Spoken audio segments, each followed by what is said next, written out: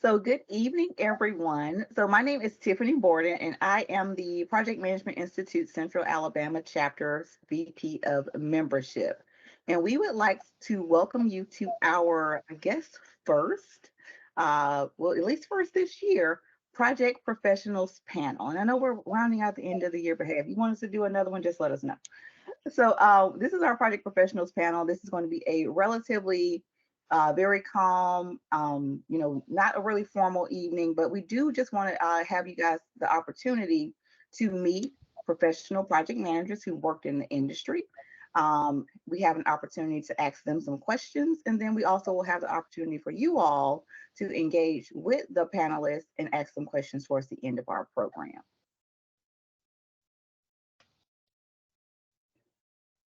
So once again, from PMICAC, we would like to welcome you all. If you are a Central Alabama chapter member, feel free to type in the chat, what company you work for, if you're a student member, and if you are not a PMI Central Alabama chapter member just yet, focus on that yet because we want to get you in. Please feel free to let us know if you're interested in joining or how you became interested in project management. So we will move right along and introduce you all to our panelists for this evening. So our first panelist is Ms. Shira Fogel, and her credentials include her Project Management Professional Certification, or PMP, her Agile Certified Professional Certification, or the PMI ACP. And Shira, I'm sorry, I did not do my homework. What is a CSM? Certified Scrum Master. Certified Scrum Master. So she also has that credential as well. So Shira is a project manager with the UAB Department of Information Technology, and she has been very integral in helping UAB in its IT PMO's process development. She has an 18 plus year career at UAB and has built strong relationships with those stakeholders at all levels by identifying shared values, promoting transparency, and fostering collaboration. Now, her specialty is change management, and she likes to employ a hybrid of traditional and agile project management, as we see from her credentialing, to best practices to help successfully lead these cross functional teams she encounters. Shira has been a member of PMI CAC since 2015. So we thank you and we welcome you. Our next panelist is Mr. Kent Hamlin, and Kent has a Project Management Professional Certification, or the PMP. He is a retired AT&T employee, but he currently works, and this is the most interesting job title that I'm sure we'll hear more about later, at the Birmingham Zoo as an interpreter for the animal wild primates, and is also a change manager. Now, if I read that title incorrectly, I'm sure you'll get me corrected later on. So Kent has, great, thank you. So Kent has 40 years, and I'm sure that's just because he started working at 2 years old. Kent has 40 years of experience in the information systems and IT industry, and that work experience has primarily been focused on telecommunications, of course. He has helped to manage data center operations, mainframe system software, and hardware support. Now, his project management experience includes the data center consolidations, telecom billing applications, and ordering systems. Before retiring from AT&T, he led the AT&T Mobility and Business Solutions Production Change Control Board for ordering and provisioning applications that support large and small business communication services and customer wireless phones and phone tablets and data plans. I'm an AT&T customer, so I do appreciate you. Well, thank you. Kent has been involved with PMI since 1995. And that was when he discovered that he was, as he states, an accidental project manager. And interestingly enough, we'll probably hear from many others about how they got into project management. However, Kent learned of PMI and of project management as a profession, and he has held leadership positions with the PMI Birmingham chapter, Information Systems Special Interest Group, and PMI Global. He served as president of our Birmingham chapter back in 2012 and its board advisor in 2013 to the 2014 year. And he was also a director of professional development in the chapter's formative years. He served in various other positions in PMI Information Systems Special Interest Group, and that culminated as an Information System Special Interest Group chair in 2005. So today, as we stated earlier, Kent spends his time, it's that wonderful picture shows. I'm like, oh, that's the Birmingham Zoo. What a great place. He spends his time at the Birmingham Zoo as an interpreter in the animal wild area and the primate house, among other things. So thank you, Kent. Once again, we welcome you and we thank to both of our panelists. So tonight's rules of engagement. So our panelists are going to provide responses to some great questions. They're pre-prepared. We want to make sure that they got you all the answers that you guys wanted to hear. And towards the end of the program, we will open the floor for questions from the audience. However, if you have questions during the session, or you would like to have a question prepared for the open questions portion of the program, you can place those questions in the chat feature of this platform, of course, Microsoft Teams. And once we get to the open discussion area, we'll let you raise your hand if you would like to ask the question live to the panelists, but we will ask that you please remain on mute until you are recognized if you would like to speak. So I want to thank each and every one of you again for coming. Thanks once again to Kent and Shira for joining us and agreeing to be panelists tonight. And we will move right on to our program and to our panel questions. So Shira, this first question will be for you. Okay. Or we'll have you start. I apologize. We'll have Shira start with our first question. So this question is, well, how did you get involved in project management? It's a great question. So what I love from Kent's bio is that he's an accidental project manager. So when I heard that, that really resonated with me. I'm also an accidental project manager. Back when I was going through business school back in the 90s, there was no project management track. There was no project management in any of the syllabus. So we didn't really learn about that. I didn't know anything about it. Like many people, I bounced around for the first bit of my career, trying out some different things. And then I actually ended up taking a position at UAB about 19 years ago to run the student ID card program. And a few years into that, we had this huge campus-wide initiative to consolidate all the various ID cards. So to transition to one card, that took about 2.5 years, and managing the student ID card, I actually was a member of that project team. And at the end of it, the HR rep said to me, he said, you know, I've been impressed with how, you know, you performed on this project. Have you considered becoming a project manager, you know, moving into that as a career? And I said something probably really intelligent, like, I don't really know what that is. You know, I don't really tell me what a project manager does. So he suggested to me, he said, you know, there's this 3-day Franklin Covey training course coming up on project management. You should sign up for it. I suggest that you take it. So I took his advice and I signed up for this course. And at the end of that 3 days, it was like the pivotal moment in my career. It was like a light bulb moment. Because first off, I learned that I've been managing projects all along. I just didn't know it. Because like most operations people, as we were changing parts of our service or adding new services, I just handled it as just like I would my normal operations. I didn't really differentiate between the two. So I was like, I've been doing this all along. And then I also realized I've not been doing a great job of it all along. Had I had this training ahead of time, I could have done much better. And then the other thing was, I was like, this is it. This is what I want to do. Like, I've learned about project management and I am excited again, you know, for the first time in a long time about a job opportunity. Like, this is what I want to do. So I went back to him and I said to him, yeah, you know, grudgingly, you're right. You were right. You knew what you were talking about. Like, I'm really excited. You know, what should I do about this? And he said, well, just so happens that UAB Information Technology, IT, has an opening for a project manager on their team. And I'm sure I said something equally intelligent, like, I know less about IT than I do about project management. You know, what are you thinking? And he said, you know, really what they have is they have other people that come from an IT background on the team already. What the gap is, what they're missing is somebody who has institutional knowledge, somebody who knows about UAB and the unique culture at UAB. And I had just spent the last 2.5 years pretty much out there communicating and collaborating with every area of the institution. So if there was one thing that I knew, it was the current culture and climate of UAB. I was like, well, I got that at least. I got a leg up. So I was very lucky.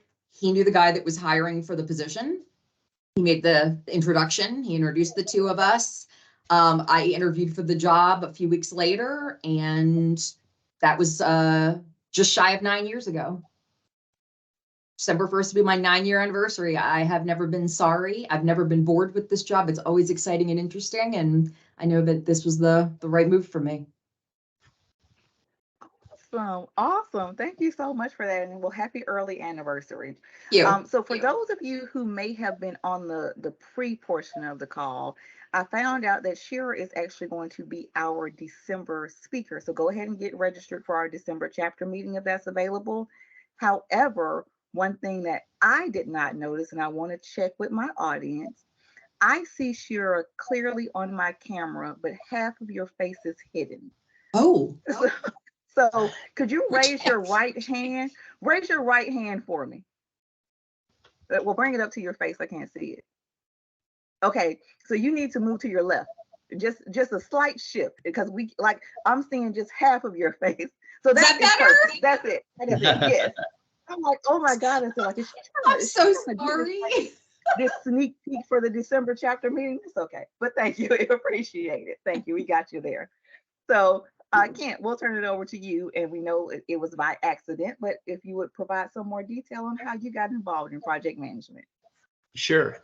Oh boy, it goes back a long time. So I'm an accounting major, and there at the Georgetown College, and a recruiter from South Central Bell walks in one day, and we get to talking, and he says, we're hiring some people for our data center. We're getting ready to migrate to IBM mainframe computers, and we're looking for a couple of good people to help us with those migrations.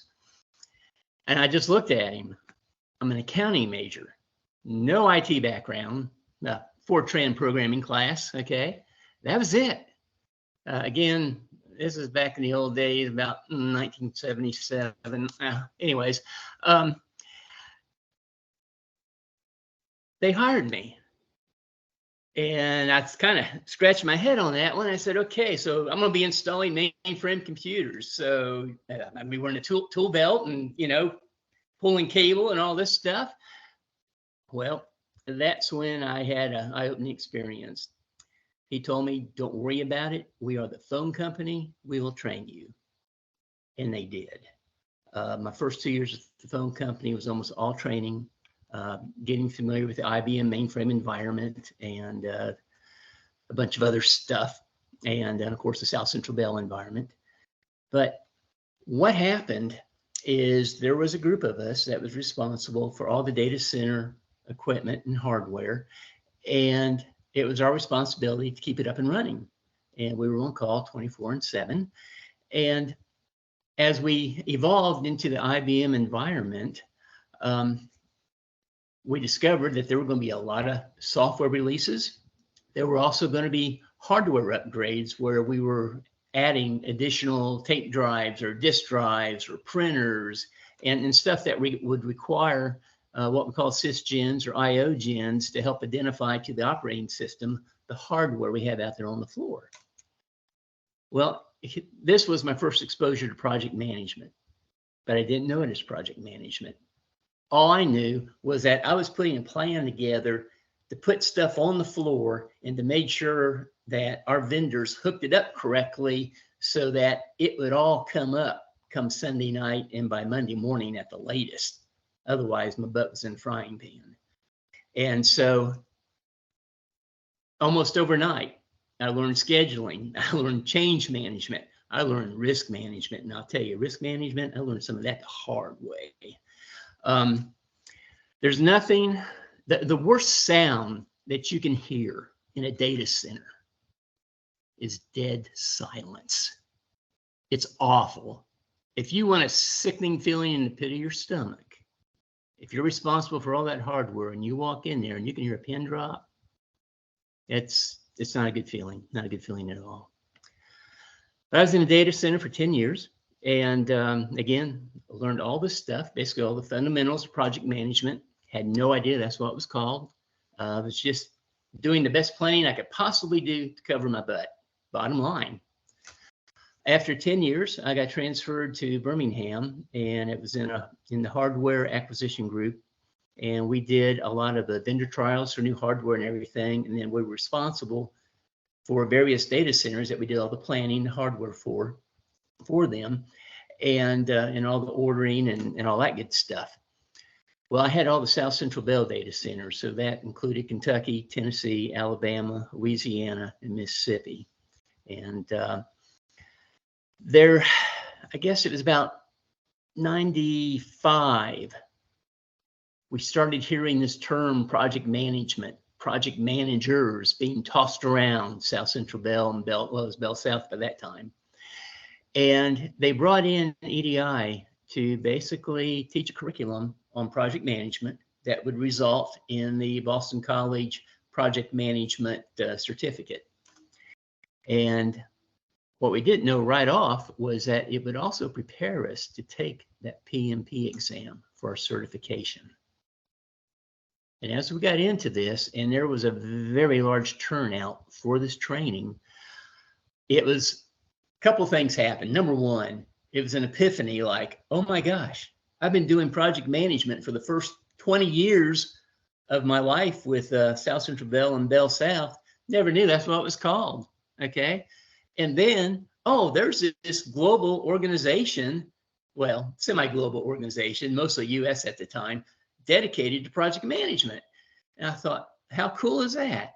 And I thought, okay, well, let's check all this out.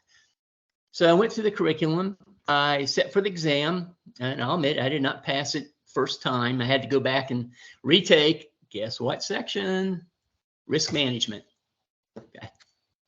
Anyways, but did great second time around. And Bell South was doing something then. They were to encourage people to take this training.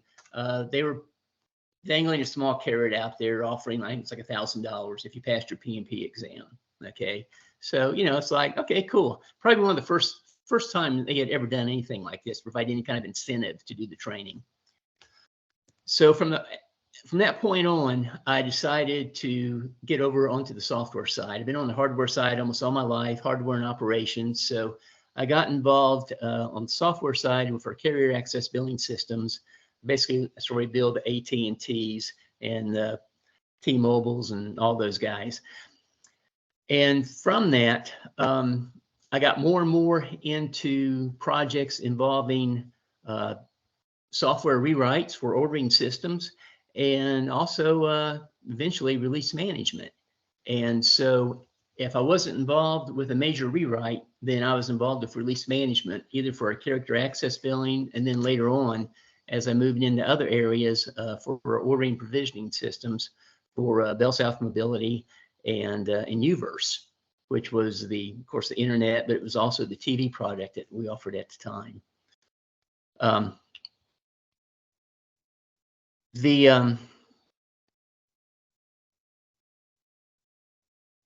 Probably the biggest thing for me during that time with the software side was that we did a lot of vendor management because we had Accenture and EDS that we were involved with, but we also had some other vendors too, Concordia, and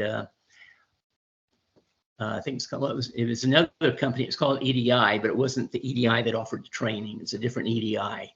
And they all had portions of our ordering and provisioning of software. And so I got more and more involved with the vendor management side as well, which all tied into the release management and everything, which eventually got me into the Agile world.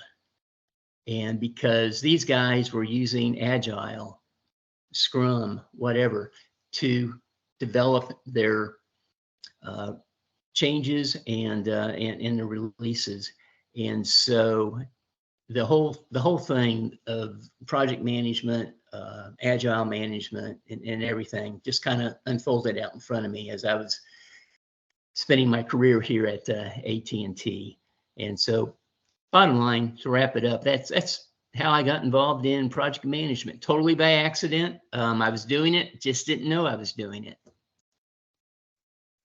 Awesome. That's a wonderful story. And I think what's crazy is that, or what's interesting is that, so PMI as the now global organization was founded in 1969. And there was something, what's that? The moon landing or something happening there, something else was just going on. So maybe people weren't paying attention to project management back then. People are walking on the moon, so that may have taken a little bit of precedence. So absolutely, that's a wonderful story, and I thank you both for sharing that. So moving on to our next question. So I snuck this one in here because, it's a VP of membership. I gotta ask, what value have you gotten as a PMI member? So Kent, we'll take it back to you. Okay, great. Well, because of the training that we got, I found out about PMI. And back then, you had to have X number of hours of volunteerism to sit for your PMP exam. Okay. And so I went to my first PMI conference in 1996, it was. Yeah, fall of 96. And it escapes me exactly where it was at. Yeah, I just flat out don't remember. But anyways, I decided, okay, I'm gonna go in there, see what I can find out, how I can get involved to get those PDUs. And so I walked in to this place where the Information Systems Specific Interest Group was having their meeting there at PMI Global. And I sit down, and there's probably about, I don't know, 30 people in the room. And they're talking about how, okay, we're going to have elections for officers tonight. Okay, keep that in mind. We're having elections for officers tonight. These are the positions we have open. We have 30 people in the room. They're trying to fill those positions. Okay.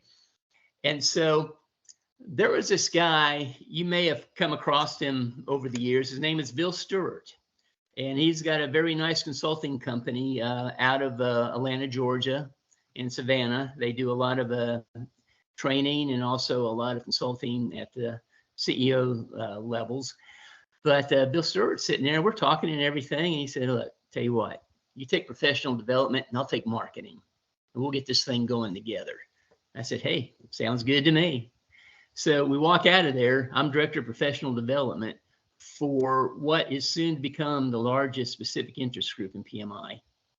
And I will say one thing about that stint, it is the most fun I ever had.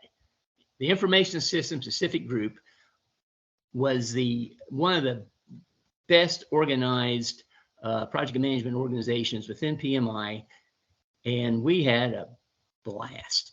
And we got a lot of things accomplished. And one thing I'm most proud of, we're here tonight on this little face-to-face Zoom, I'll call it a Zoom meeting, okay? Well, my webinar team was the first PMI entity that offered webinars over the internet to our members. And as a result, when I left, we had a library of over, 80 recordings, I guess, that were all good for at least 1.5 PDUs. And so it was a great time. It was a great time. So again, what value have I gotten? The value is the relationships with the people that I developed there within Information Systems SIG. I met literally industry leaders that I could pick up the phone and call them. The owner of ABT at the time was one of our board members. And I consider him a friend. And then the Bill Stewarts of the world and the West Balakians. You probably met Wes at PMI Global if you've ever been there, but he's got a company out of Dallas, Texas. But those relationships, and then all the people that I got to meet at PMI Global at the headquarters, Brant Lee Jacobs. She walks in to our, I think it was the second year I was in the SIG, to our planning meeting in San Antonio. She's on the job at PMI headquarters for like 2 weeks. And they tell her, oh, you're going to San Antonio to hang out with ISIG guys. And needless to say, we had a reputation because we were the fun SIG, but we got a lot of stuff done. And she walked away surprised, very much surprised at how well organized we were and what our plans were as far as what we were going to achieve. I got the opportunity to sit in with the PMI, I guess it was the Central Alabama chapter now. It was the PMI Birmingham chapter back then. And I came in, I just missed the organization part of it, but I came in that first year as their director of professional development, and I did that for several years there, and to help arrange speakers for the meetings and to make sure we got those PDUs recorded and everything. But again, it's the relationships and being able to learn from your peers and from all these consultants and everything, because it's amazing the different backgrounds everybody has. You know, PMI started out as primarily construction and DOJ and NASA, okay? And then as it evolved, IT started growing and growing. When I first started with the SIG, there was only like 5,000 members. Well, guess what? PMI's total membership at that time was 9,000. When I left the SIG in, God, it's been so long, I'm gonna say 2010, I was their board advisor. We had grown, gosh, I want to say it was maybe just shy of 20,000 members in our SIG. And to be a leader of that size of an organization with the quality and the caliber of those people, and also the people that were on the board, I mean, it was pretty humbling, The other thing I'll mention too, and I offer this out to the board of directors here.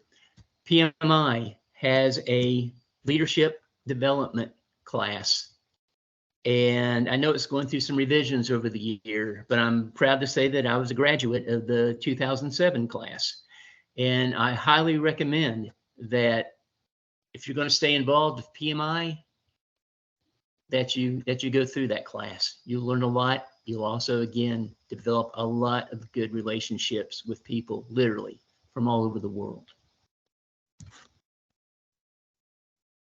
Thank you for that. So and just a quick question, Brantley, Yeah. who you mentioned, is that the chief community officer now? Yes, she is. Well, hey, there, see, hey, check, that's 1 point for today. So, awesome. So Shira, we'll turn this over to you. What value have you gotten as a PMI member? Well, that is a really hard act to follow. I've only been a PMI member for about 6 years. Of course, a good chunk of that there was a pandemic, so my exposure has been somewhat limited. I have not had the opportunity to build the kind of relationships that Kent has, although after hearing his passionate speech about it, it makes me want to. It certainly makes me want to get more involved and network more with people. That's a piece that I haven't had the opportunity to take advantage of yet. But what PMI has done for me is kind of lended that legitimacy to what I do. You know, I do work in higher ed, so you have a lot of academics. You know, I don't work on the academic side. And then I work in IT, so you have all the technical people. I'm not a technical person. So all of these people have their specialties. Then you've got a project manager. And what we do is kind of nebulous. And a lot of people don't really understand it. And, you know, it involves those soft skills. So it doesn't necessarily carry the same weight as some of the other types of careers. I feel like being a member of PMI, which is the authoritative body, and having certifications through PMI has given that legitimacy to what I do. It does show people, hey, here's someone who is an expert in her field. Here is someone who is bringing something to the table, and you can feel confident in the fact that her participation in your project is going to help move your project along, especially for people who haven't necessarily worked with a project manager before and don't really understand what it is that we're about. I think just bringing that to the table. So PMI has done that for me. Also, the opportunity for education has been huge. I work in higher ed. It's not a private company. We don't have unlimited resources. So I don't get to travel and go to conferences and go to expensive training. That's not really on the table. Being a member of PMI has given me pretty much unlimited access to online training. The webinars are phenomenal. The number of webinars out there, how frequently they come out so frequently, I don't have time to watch all of the ones that I'm interested in watching. It's great.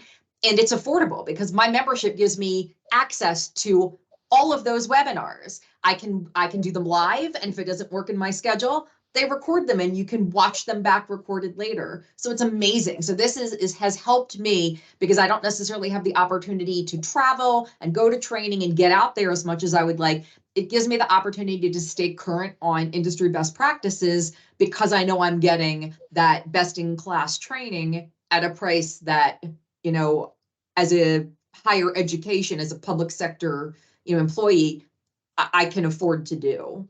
So I would say those are the key things. And I definitely know that there's a lot of opportunities for networking and collaboration. And I want to be intentional about trying to capitalize on those more. Absolutely. Good answer. Good answer. So thank you both for that. And I'll also just, I guess, give a slight plug. So for those on the call who are Central Alabama chapter members, we have educational opportunities, one of which I think, as Kent had mentioned earlier, about like 20-minute sessions. Well, we have opportunities with Project Bites, which are like 15 to 20 minute, like kind of like the TED Talk format videos where you have to be a member to access it. So you have that ability to join and watch those and learn. So it's literally a webinar that doesn't even take the time that you eat a sandwich, so that's a great benefit of being a chapter member here.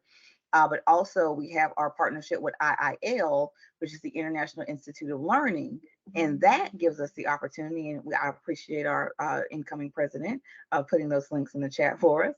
But IIL, which is a partnership where they are offering discounts for training courses. They do have some free online webinars. And we also have a great giveaway promotion for those who want to attend IPM Day and earn some PDUs, or even if you don't need the PDUs. Again, it's a drawing, so hey, there's a chance you might win. But if you're interested in those things, please do visit our website. Please visit our social media channels, and you'll get more information on that. As well as, membership and volunteering and building this network like we're doing tonight. So again, both great answers for both of those, and thank you, Kim. So looks like we have about 20 more minutes on questions, and I think there are 3 more questions that we want to get to. So I'm going to go to this next question, which is, in today's age, do you find social media as a necessity to being a project manager today? And Shira, we'll start with you. I'll keep this one brief because I know we've got some good ones to get to. I would not call it a necessity. Maybe it's because I'm old school and spent a lot of years of my career without social media. From a as a communication platform, we do utilize it. I work with our communications team, especially if one of our projects is impacting the student side of campus, because obviously our students are this younger generation. They grew up with social media. It's how they communicate. So we do utilize it sometimes to get the word out about changes to those demographics specifically. As far as a collaboration tool, I don't utilize it a whole lot. We do have in higher ed, I don't know if you consider a listserv form of social media, but EDUCAUSE is a higher education community, and they have a project management track. And so you can sign up for that, and then people will just throw out questions. So it's a really great collaboration tool where somebody might throw out and say, hey, we're implementing a new ERP. Does anybody have any good plan for that? Or we've got this going on, or we want to use this. What tools are you using in higher ed to manage projects? And all different institutions will chime in, and it's a great way to get resources. One of the nice things about higher ed is that, unlike in the private sector. Whoops. Uh-oh, Shira went dark.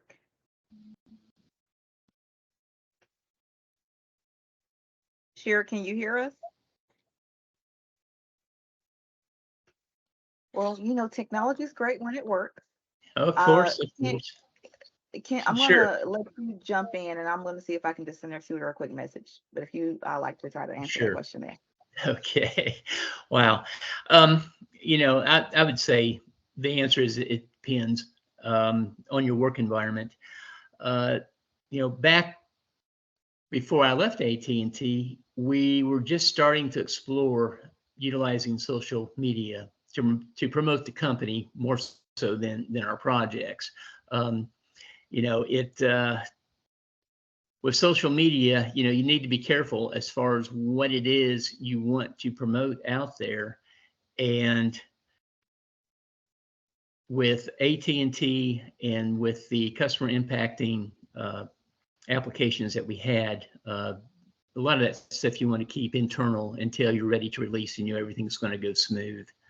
And so the main thing that I was exposed to in all those years was the groupware that we used for our strategy sessions, and in both not only well at not only at Bell South but also with PMI. In fact, my first exposure was at San Antonio at USAA, and they had a conference room set up for groupware, and we used it for one of our first strategic meetings to develop our strategy and basically our roles and everything for the upcoming year. And then from there, we built out our 5-year plan from that.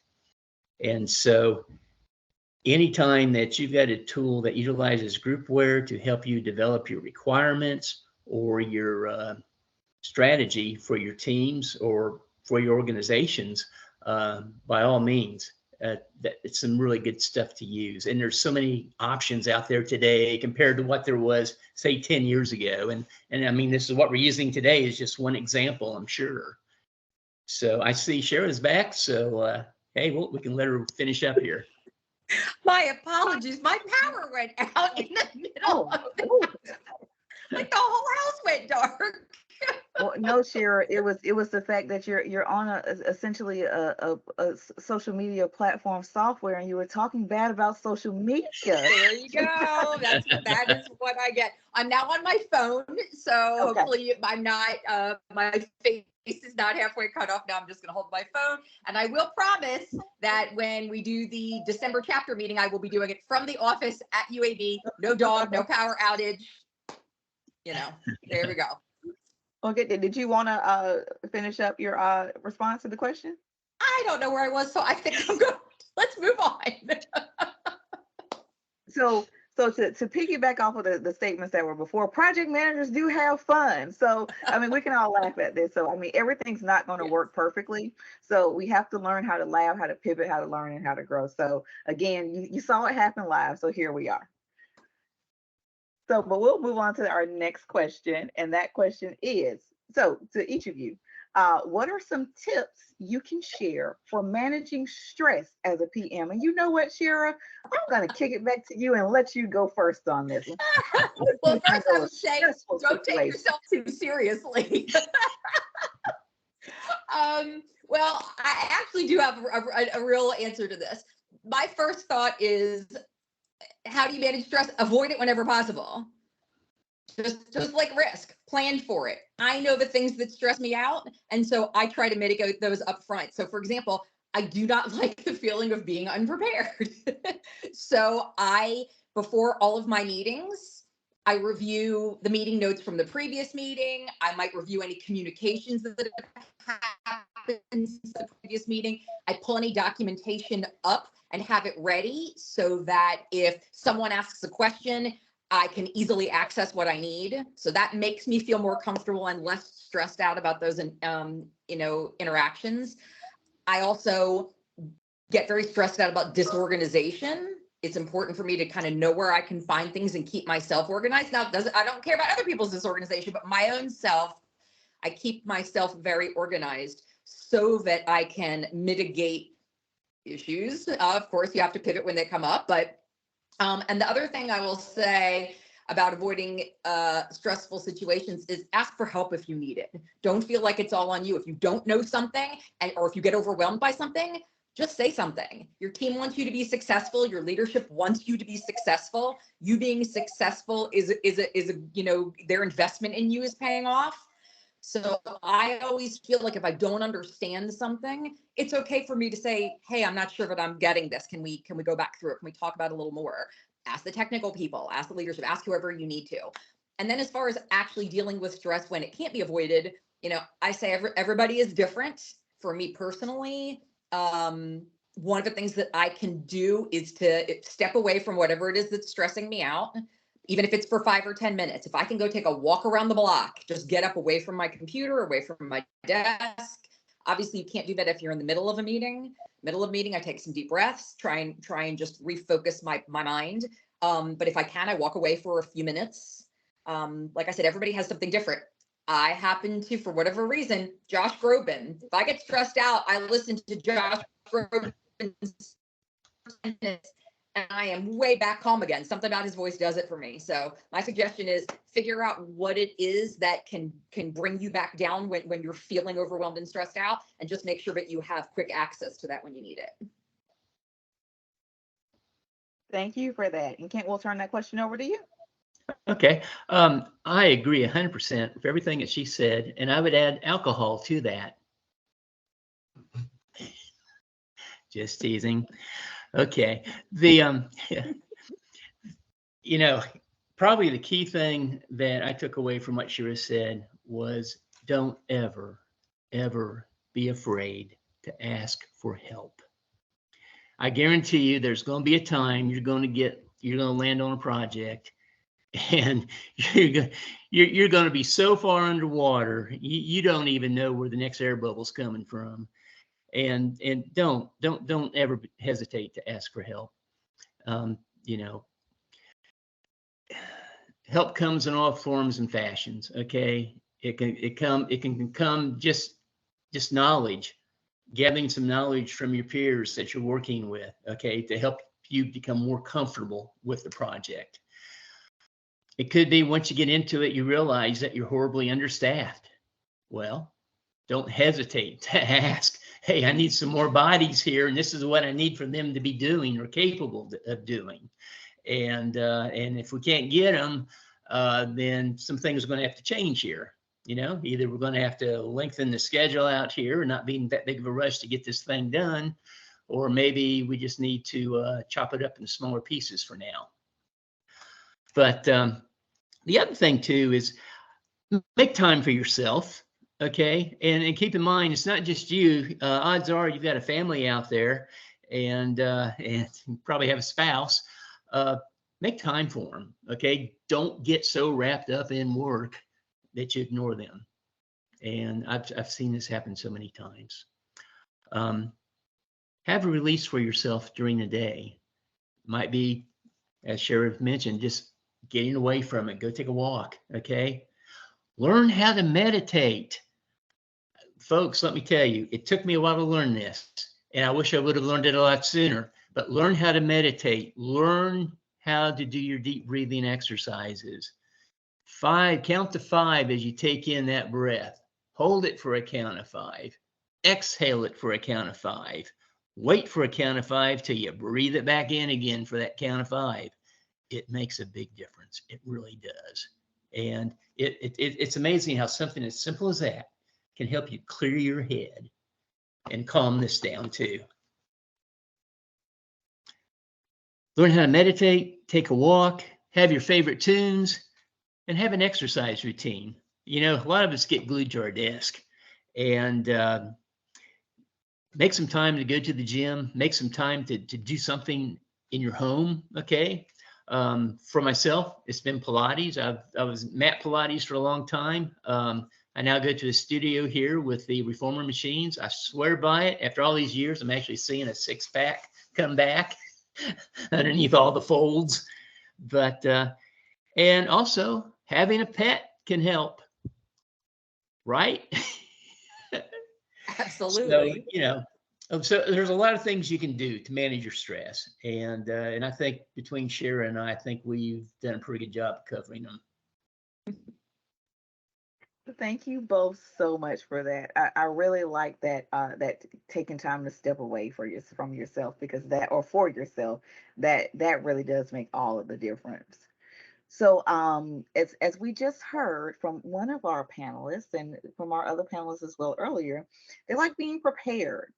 So I will go ahead and let our audience know, and all of our other invited guests, that this will be the last prepared question and answer. So if you, as an audience member, are preparing to engage with us tonight, to ask any questions, we do have some additional board members who are here, and I'll introduce them briefly as we come. But if you're thinking about any questions that you'd like to ask, you can feel free to go ahead and start typing those in the chat, or just think about those questions and we'll get ready to answer those momentarily. So moving on to our last question here, which is, what do you think is the next, or I'm sorry, is the best next step for a developing project management professional? And Kent, we'll start with you. Never stop learning. You never know everything. You never know enough. Seek out others whose professional experience and expertise from whom you want to learn in order to build your own professional portfolio. And there's a lot of experienced people out there in this world. And I can proudly say I knew Michael Dale when, and I am totally amazed and impressed how this guy has come along and developed and become the person that he is today. But anyways, yes, I'm old. I've been around a while. but it's always good to see the youngsters that you brought in to develop and step forward and take leadership roles like this. So never stop learning. That is a good one. That's a great one. So Cheryl, we'll turn that over to you. Yeah, I think that's excellent advice, and I kind of want to piggyback on that. You're talking about learning from people, other people in the industry, and I agree 100%. Building those relationships is key, and it could be people on your own team. It can be people in your department or in your organization or your greater company, or within the project management, the local chapter or the national chapter. All these relationships that you build can pay off. Kent kind of talked about his experience meeting people out in the industry, through the National PI organization. And I mentioned earlier how I'm in the job that I'm in today because of a relationship that I built with somebody in another department at my institution. So those other people, they can make such a difference in so many different ways. And when I say build relationships, I'm not even just talking about making connections or networking. It's not really about networking. It's really about relationship building trust, developing that relationship with people who they think about you when something comes up and they say, what, who'd be perfect for this opportunity? It's this person. It's this person that I've worked with because I trust them. They're transparent. They always add value to everything that they do. You build up collateral with those people. And especially, today in such a global market, and, you don't even have to move for jobs. So many jobs are remote now. If you make these connections, in other places, some great opportunity might come up that somebody might say, what, I know Tiffany, I know Ken, I've connected with these people through, PMI, and I think they would be great for our organization, and let me reach out to them. Awesome. Really, really good advice. So again, thank you both. I appreciate you both taking the time to review the questions. And then of course, just taking your time to join us tonight here and answer them. Back to the statement that was said before, these are two members of our chapter, but they volunteered to do this. And we appreciate them for doing that. So again, I just want to make sure I can't say it enough. So thank you all. So we are about to move it over to our portion for audience questions. However, and not in order of importance, but we may see it that way. But I do want to recognize some of our board members and some of our chapter volunteers who are here on the call, because again, all of us as volunteers here on the board, we absolutely recognize that none of us is more important than the other. We are all here working together as a team. So I will just kind of open the floor for some brief comments. If you guys want to just say hello, you want to pop on camera, do whatever. Like I say, it's a very casual event tonight. But we do have our president, Eric McKendall, here. We have our future president, Kimberly Bennett, here on the call. And of course, support, like following up on Veterans Day, I was very surprised, but so glad that our Veterans Liaison, David Craig, is on the call tonight as well. So if any of you or all of you would like to pop off mute or hop on camera and say something, you're more than welcome to. I can just say right quick that this was a very good conversation. I like how you guys kind of went back and forth and the format that you guys set it up, and the fact that you guys have a connection with the chapter and make comments about people like Michael Dell, which I also think very highly of him. I've learned a lot from Michael. So I just wanted to, pretty much just say you guys did a great job. Appreciate you stepping up and helping Tiffany make this happen. And I've met Shira before. I'm not sure if I met Kent before, but I look forward to seeing you guys at a future event. So thank you so much. And I'm babysitting. I'm watching my daughter tonight, so that's why I don't have my camera on. I'm multitasking as project managers do, right? Absolutely. Thank you, Eric, and thank you for joining us. So Kim, I see you Thanks on so camera. much. Hey everyone. And thanks Kent and Shira for being a part of this wonderful panel. I know that Kent, you've been a great member of this chapter and the chapter leadership, and I just want to thank you, for everything that you've done. And it's really great to hear more of your story, that you've been a part of the PMI and then the ISC. Like that's awesome. And then just Shira, hearing more about you and your background, just both of you, becoming the accidental project manager. Like I feel more connected because you'll hear a lot of people say, "Oh my God, me too." Like I didn't know what that was, and and everything else. So it's always great that you're continuing to build connections with people, and that you can, start here and build relationships, and then having, the others here, just being able to come together, get this panel started, and opening yourselves up and volunteering your time. Like greatly appreciated. Thank you. Oh, thank you for that. David, I'm going to call your name once more. If you wanted to come on and say something, you're more than welcome to. No, I just want to say, Kent, Kent, your story really inspired me because I fell into project management as well, and I didn't know what project management was until I started going to college, and I got a bachelor's in project management. But as I got into the curriculum, I realized, like, wow, I've been doing project management this whole time and didn't know it, and that what really made me fall in love with it. So it just was inspiring to hear both stories and just see how PMI has helped them. And I can identify with a lot of being a part of PMI since 2015. So overall, it was just a good discussion, very informational. Awesome. Thank you for that. And like I said, I mean, of course, our chapter PMI is nothing without its members and its volunteers. So to board members, again, our veterans liaison, to both Shira and Kent, just once again, like I say, I can't say it enough. Thank you, thank you, thank you. So with all of that, and thank you guys once again for coming off and just addressing the attendees here. We will move on to any audience questions. Please don't be shy. We have our panelists here. They are on their volunteer pay shift until 7:30.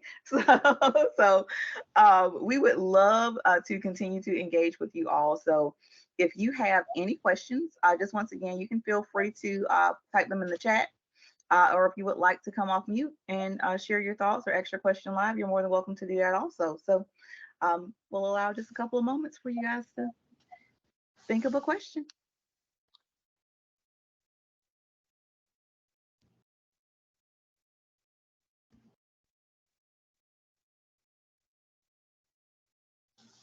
Yes, Kimberly, see your hand raised. Okay, this question is for Bashir.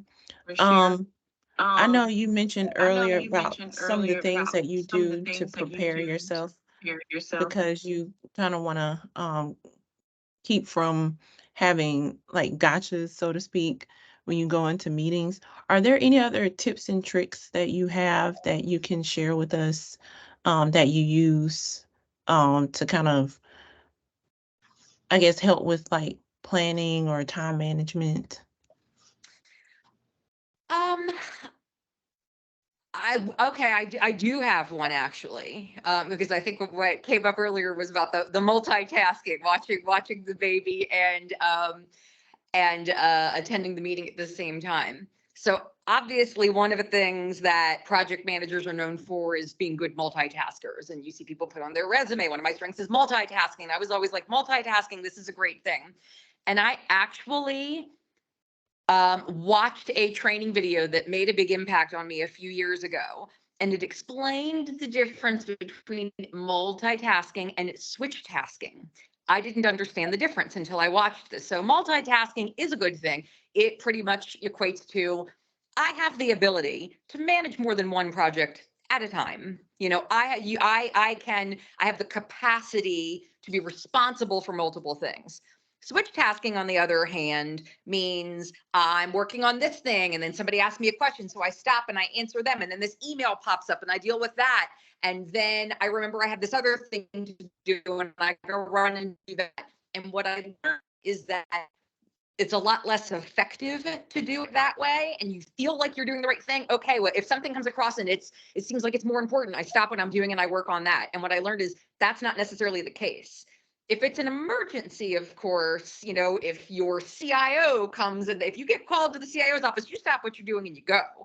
But otherwise, every time you switch from one task to another, it takes you time to build your capacity back up again and to get back in the groove of what you're doing. And so what I learned was putting things on my calendar, blocking out time to work on certain things. And unless an emergency comes up, I don't switch from that thing to something else. Now, maybe my mind's not in the right space and I say, okay, I'm struggling with this thing right now. So what I'm going to do is I'm going to swap it with something else. Here's something else that maybe doesn't require a lot of creative writing. That's more just reviewing some stuff. I'm more in the headspace for that. So I'm going to do this one now and do the other one in the morning when I feel like I'm more fresh. But definitely the limiting that switch tasking, the limiting the multiple things going on at once and flip-flopping back and forth and trying to focus on one thing until it's done. And then before moving on to the next thing, that's been huge for me. I feel like that has made me so much more efficient. I feel like that has led to better output from me. I've definitely seen a difference. Another little tip that they gave in that video was if there's something that somebody needs from you can knock it out in 5 minutes, just do it. If it's going to take more time than that, schedule time on your calendar. Like put it on your calendar. And sometimes I'll put it on my calendar and I may mark it as free. So if somebody looks at my calendar, wants to schedule something, it doesn't limit them from doing that. And then when I get an invite, I'm like, oh, okay, this thing just needs to be done sometime this week. I can move it to a different time or a different day, but I still keep it on my calendar. I still block out time for it. And if it gets down to the wire, I'll make it not free. I'll make it a confirmed time if I'm running out of time to do it. And that way I know that I have enough time to get everything done, in plenty of time for my deadlines. Thank you. Thank you. Thank you. That was a really good answer. I know that, and I don't recall, but one of you mentioned Franklin Covey courses, and I think that it's the Covey, or Stephen Covey, who has the book The 7 Habits of Highly Effective People. And speaking of someone who works for a educational institution, when we talk about those quadrants of importance and urgency, so that was a very good example of how to kind of apply that in real life, that I think a lot of people sometimes miss when looking at those things. So that was a really good question and a really great answer. Did anyone else have any questions, or I want to give opportunity for Kent to answer that same question?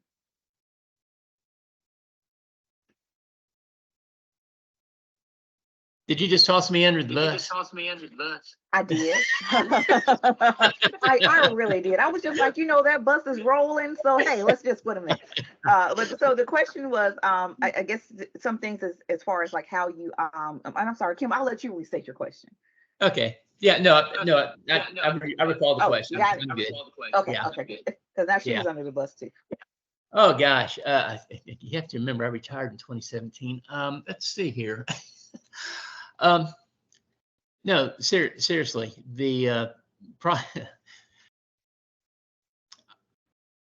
my pet peeve would be the unexpected request, much like Shira was talking about, and I'm thinking of one particular instance that I'm not going to go into great detail about, but we were given a deadline to get some stuff completed, and so as a result of that, I pretty much I projectized all my work. Okay. And so I knew what I was going to be doing, every part of the day, maybe not down to the exact minute, but at least I had chunks of time carved out, knowing this is what I was going to be focused on during this period of time, and then move on to whatever's coming up next. So we were given a deadline, and had it all laid out. It was ready. It was just plodding along here. Everything was on schedule and all this. And then there was a department head change, and this deadline suddenly becomes more aggressive, very aggressive. And it's like, wait a minute. So we're doing training for this, we're doing training for that, and now we're doing training for this. And you want to collapse all this training that needs to be done in X number of weeks. How are we supposed to get any work done? Because now we're talking literally weeks of training to be done. I'm talking 40-hour weeks of training that we had like a 3 to 4 month window to get it completed. And now it is being condensed within, almost half the time what was allotted to us. And so unfortunately, the response was, just get it done. And, but anyways, so try to schedule those chunks of times to get those requests done. But also keep in mind that those requests that maybe didn't seem quite as urgent when they were initially requested could suddenly become the pot that's boiling over, and somebody wants to respond a lot quicker than what you were originally told. And so you can put it off, but don't put it off for too long. Otherwise it might catch you. Awesome. Thank you for that. And so I know that, again, anyone in the audience, feel free to type any questions in the chat. And hey, if you're shy, we understand. But I also wanted to, I guess, I'll pose this question here, because the thought behind this panel came from a conversation at our new members and new credentialed members reception regarding, persons who were wanting to pivot in their careers, or, really looking for that connection to professionals who are working in kind of like, and I know Ken and I spoke about this briefly at the Professional Development Day, that we have people who are obtaining certifications who are like, okay, I got my certification, now what, So I want to toss this question out there, just to say, and I know that both of you have been in your industries pretty consistently, but would you have any advice for someone who's looking to pivot in their career? And Yeah. either of you can go there. Yeah, if I may, because I was in a similar type situation. Like I was literally trapped in data center operations for 10 years. And I actively and very aggressively worked in getting myself out of the data center. And once I got there and landed in my new position, which was a good spot to be because it capitalized on all my knowledge of data center operations, I also realized that, okay, I'm here, but I don't want to stay here. Okay. I don't want to get locked into this position for 10 years like I did back in the data center. And so that's when I started paying closer attention as to what was going on in the other departments and also in the other areas of IT. And also started looking closely at, okay, so I'm doing not only hardware planning for these data centers in South Central Bell, but we're also starting getting down into the applications and planning for capacity for these applications on our mainframe computers and for disk drives for their databases and everything. And becoming more familiar with those applications and how they're working and everything, and working with those people over there on the other side opened up some opportunities for me to go to migrate from the hardware and data center operation side over onto the software application side. And later on, because of the success and the connections that I built on that software application side and all the applications over there, that opened up opportunities for me when a new department was opened up for customer resource managers to interface between IT and back to our network department, our interconnection services department, and marketing to help identify their needs and how their needs translates into what IT needed to do to provide those solutions for them. And so everything for me just evolved around all of that.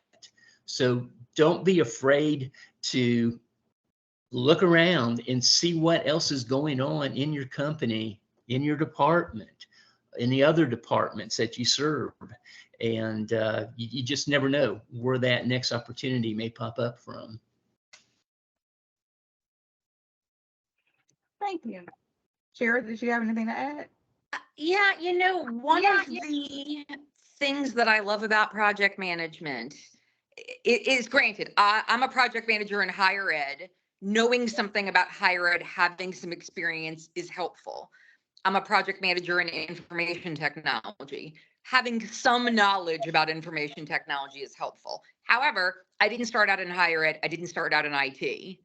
And I didn't get any formal learning in either one of those areas. We have people who are specialists in what they do. We have technical specialists. They don't need me to be a technical specialist. I don't need to be to know what a DBA, to know how to do that, how that work is. I don't need to know how to, manage a network. I don't need to know all the nuances of information security. We have people for that. I bring something else to the table. So my suggestion to somebody who is really interested in project management is get a good understanding of the skills that PMI says these are the key skills of a project manager. This is the skill set that you would want to develop to be successful as a project manager. Because in a lot of industries, you're bringing that to the table, and the other people who work in that area, they don't have that. That's what I bring. Figure out what value you can bring to the team. Granted, I can't do all the things the technical people can do, but what I always remind people is we could do everything right. We could identify every piece of work. We could find all the right resources to do the work. We could do it on schedule. We can do it on budget, and we can deploy it. And if we haven't communicated that appropriately, if we haven't put in the correct training and change management, the end users can't use it, and it's a failure. And that's what I feel like as a project manager, one of the big things I bring to the table. I let the technical people, the specialists, focus on what they need to do. They do that specialized work, and I make sure to tie it all together. So if you're interested in project management, work on those skills, put those things on your resume that really will point out to potential employers the value that you're going to bring to their team, how you are going to help their teams, their project groups, their, meet strategic goals for the company. And I think that goes a long way, because that's not necessarily something that they want the other people on the team focusing on. They want those people to focus on what they hired them to do. So that'd be kind of my suggestion. And again, don't be afraid to try something new. If you're interested in another area, ask to shadow somebody. Tell them that you're just interested in knowing more about what that area does, and spend some time, learning about it. So I think I heard from both of you, be aggressive, act on your interest, ask questions, and know your value. So those are 4 things that I'm hearing from both of you. So thank you. And I appreciate you both for answering that question. Again, I'll turn it back over to our audience. I'm sorry, Eric, you have a question. Yeah, my question is for Kent. What's, considering that you've got a long, background in project management, what would you describe as the top 2 or 3 most impactful changes that you've seen over the duration of your years of being involved in project management, the changes that you're seeing today? Thank you.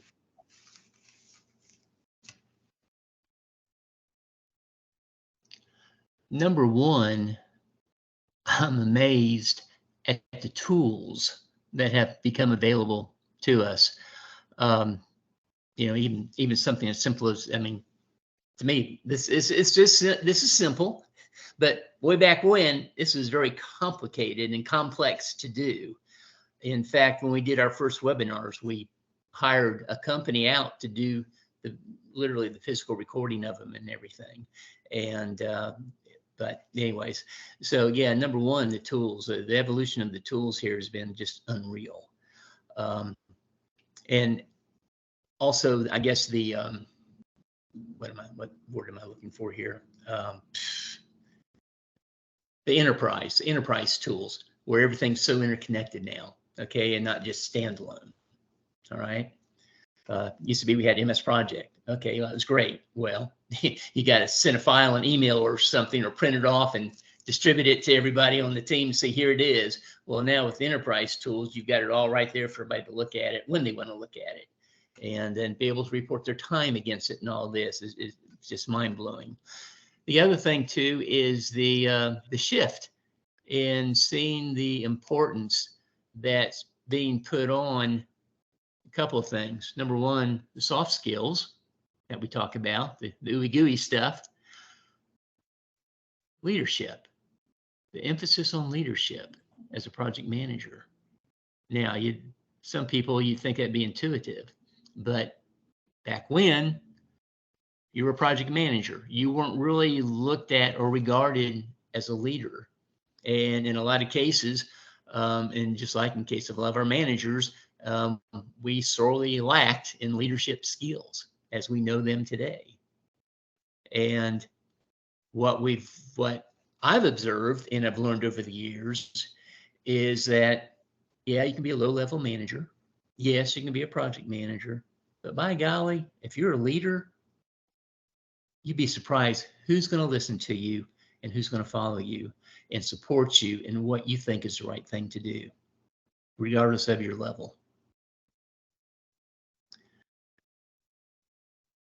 I'm going to stop there. I'm going to say those are the 3 main things: the evolution of the tools, the emphasis on soft skills, and leadership. Awesome. Thank you for that. And I see, David, you had your hand raised. Yes, this could go for either one of the panelists. How do you feel the use of AI, how it's shaping the landscape of project management right now? And how do you see the benefits of using AI in project management?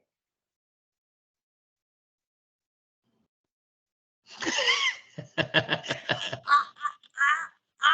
happy to start.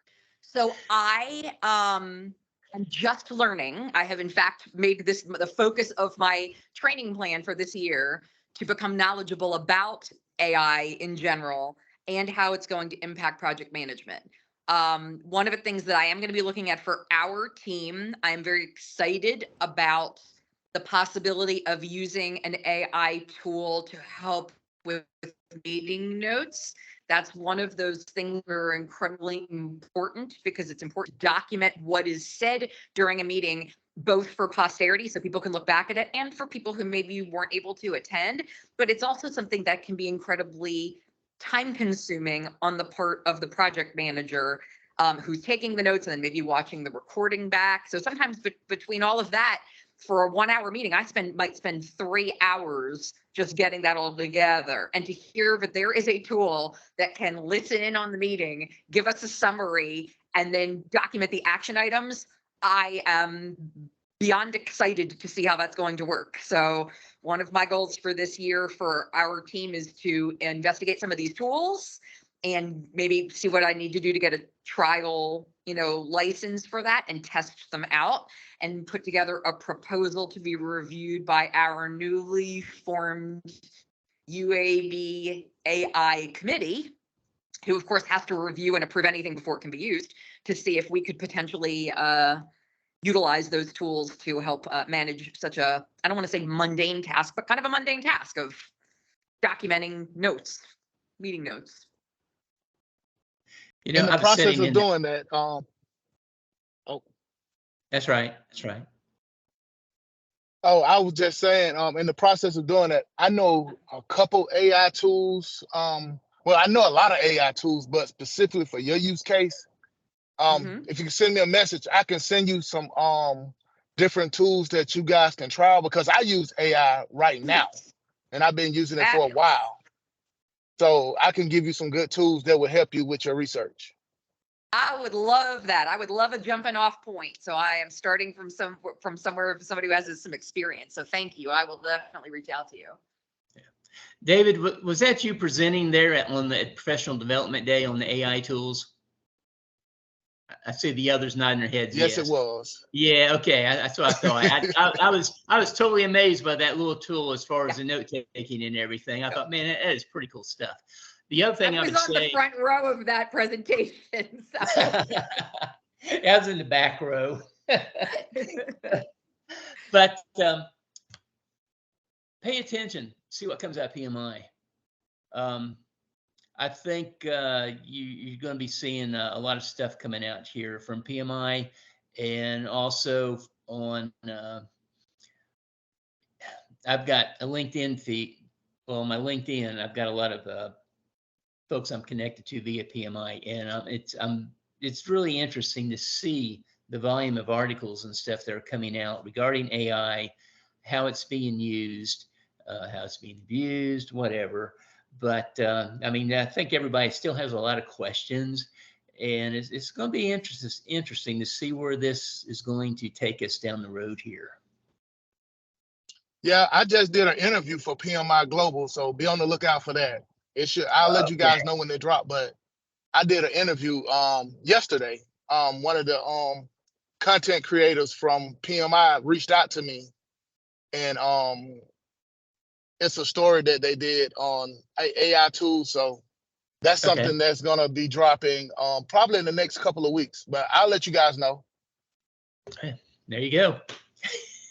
I will check it out for sure. Thank you all for that. And I was just like, now, if you all didn't know, yes, David Craig did a wonderful presentation. I unfortunately was not there, but I've heard his conversations regarding AI tools. So yes, that's a must watch, must view. David, you're on the next AI panel, or you're on the next just random panel that we schedule. So just be prepared for that. But also I see that there was a link that was dropped in the chat from PMI. But also there is the generative AI credential that you can earn through PMI, and it's also a free credential that benefits the members to just kind of learn some background on AI. So that's a very, very good conversation. So I want to close audience questions. So thank you all for your participation. Again, if you want to type anything in the chat, feel free. I can shoot those questions over to our panelists, Kent and Shira, if you guys have any questions. They will be tagged on our LinkedIn page, and they'll also be mentioned in our newsletter coming up. So if you guys want to connect with them, you have the opportunity, because I'm like, I don't even think I'm connected with them on LinkedIn, and I got to get that done. So and if you guys are Kent and Shira, if you would like to drop your LinkedIn's in the chat, you can also do that as well. We want to ensure that you guys get that connection. So again, thank you guys for your participation here. So now, Eric is our president, set a wonderful example earlier. And I just want to say kudos to you, because for the next thing that we're going to ask you all to do is to share your feedback on tonight's panel. So we have this QR code that, of course, if you're on your phone or on the computer, you may not be able to scan it. But we also created a tiny URL, which is PMICAC PPP, which is Project Professionals Panel -23. And I'm going to see if I can copy that and get it in the chat for you guys. 1 second. Control V and answer. Great. So there's the link to the survey. So we just asked you guys to complete that for us and just let us know what you thought about tonight's panel. Give all of the glowing reviews for our panelists and let them know that you want them back to talk more and more and more about project management and what they do. And we hope that you guys, of course, enjoy programming like this, because we do want to, I guess, do a couple more things this year if we can fit it into our calendar. But we do want to know if these are going to be things that you're interested in on next year. For all of you who have your credentials who are looking for PDUs, we will go through the attendee list and send out an email with the PDU code for you guys to earn. It's 1.5 PDUs for tonight, since it was a 1.5 hour event. So with that, I'm going to leave this slide up for just a couple of more moments. And I will allow, as this is here, for Shira, if you would give any closing remarks she would like to provide. Well, first, again, I apologize for the random power outage that made me drop off the call. I do promise that for the December meeting, I will be booking a conference room at UAB, so we don't have to worry about dogs, power outages, any of those things. I really appreciate the opportunity to be able to join Kent and, share some thoughts on project management with the group. I hope this was valuable for everyone, and I apologize.